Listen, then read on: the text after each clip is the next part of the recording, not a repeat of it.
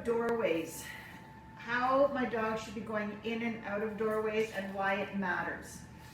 If I open a door and my dog busts through the door, whether it's going out for a walk, going out for a pee, even coming back in the house after being outside, if my dog busts through that door, what happens is my dog sees that open door and says, it's mine to go through however I like.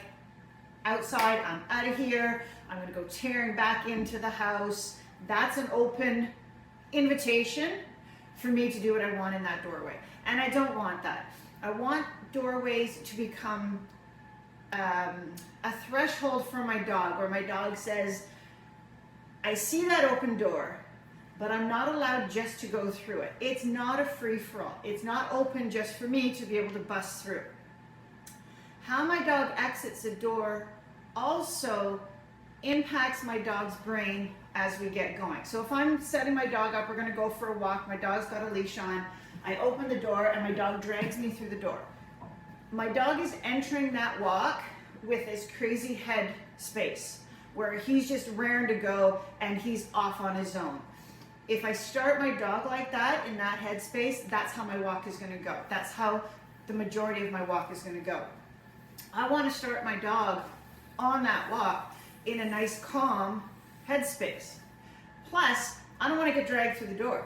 Maybe I've got to let my dog out and then I've got to lock the door, only now I'm fighting with my dog because he's dragging me and I'm still trying to lock the door and I'm getting dragged all over the place. So we're going to work through the door.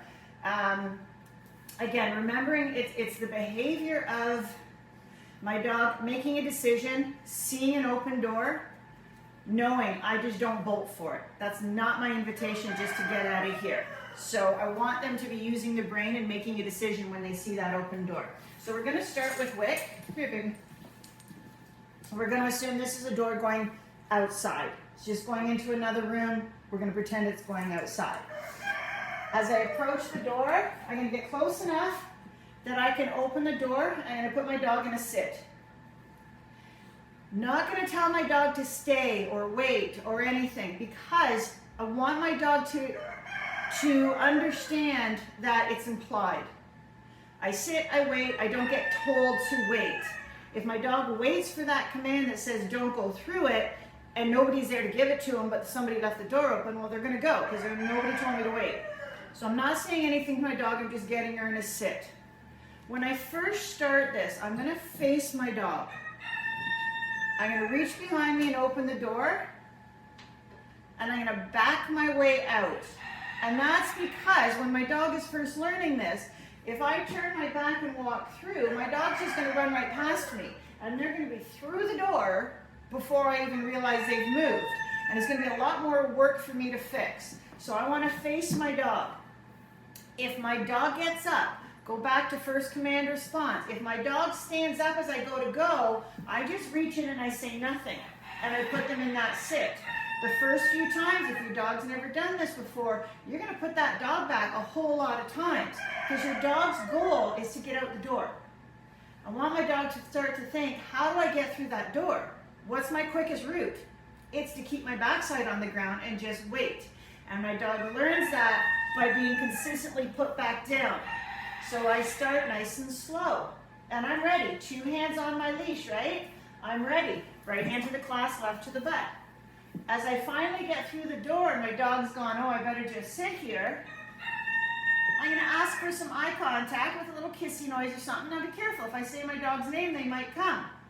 I want to make sure I don't give my dog any cue that says you're allowed to quite yet. So I might just get some eye contact, give my release word, free. And my dog's allowed to come through. Now on the other side, sit. Now I can reach in, I can close my door, lock it, get my dog's focus back up on me, and I'm off on my walk, okay? Okay. Again, as your dog gets better at this, what you'll do, come here, Wick, is just sit, open the door, back up, eye contact, free.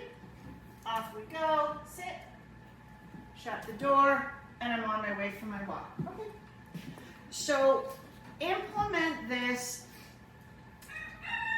every door, gate, anything that your dog is going in and out of, you can practice this, you know, if you have an interior door, bedroom door, whatever, but honestly, do you need that inside your house? No. You need it going in and out of your house. You need it at a back gate so that if that gate is open, the dogs aren't busting to go through. If you're doing yard work in the summer and you need the gate open to be bringing wheelbarrows back and forth, I don't want to have to fight my dogs every time I want to go through. I want to have my dogs on a sit, open the gate up as wide as it goes, push my wheelbarrow through, bring the lock, close it, and my dogs don't budge because they know an open gate is not an invitation for me to take off. This is going to translate over to getting in and out of the car. The car door is now going to be that threshold where I say, you're not allowed to just jump in the car. Maybe I open the car door and there's stuff there, and if you just jump up, you're going to get hurt. Wait until I tell you you can get up. We're going to do a video on that in our Bells and Whistles group. This is going to be that preparation that's going to get you there, in and out of the car quietly, right? In and out of the crate. Don't bust in and out of the crate. You wait. You do things calmly. If I open my back door for my dogs to come in from outside and all four of them come barreling at me, I'm in trouble. I'm gonna get taken down. So everybody's got to wait. You've seen my video on that. They all sit and wait quietly, and I call them in one at a time. So it's calm and orderly. This is where that starts. Build this. You're going to need it. You're going to love it when your dog has that understanding of the thresholds.